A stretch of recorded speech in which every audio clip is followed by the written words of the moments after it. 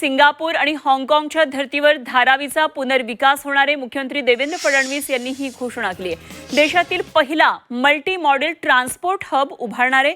उद्योगांचं अस्तित्व कायम ठेवण्यासाठी विशेष MSME योजना असेल।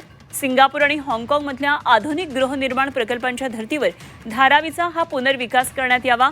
मात्र हा प्रकल्प राबवताना धारावीतले नागरिक, त्यांची उपजीविका आणि स्थानिक वैशिष्ट्य यांना केंद्रस्थानी ठेवण्यात यावं। ठरलेल्या कालावधीमध्ये प्रकल्प पूर्ण करण्याचं नियोजन करण्यात यावं असे निर्देश मुख्यमंत्री देवेंद्र फडणवीस यांनी दिलेत। मुख्यमंत्री फडणवीस यांच्या अध्यक्षतेखाली सह्याद्री अतिथीगृहामध्ये धारावी पुनर्विकास प्रकल्पाचे आढावा बैठक झाली आणि यावेळी प्रकल्पाचं सादरीकरण करण्यात आलं।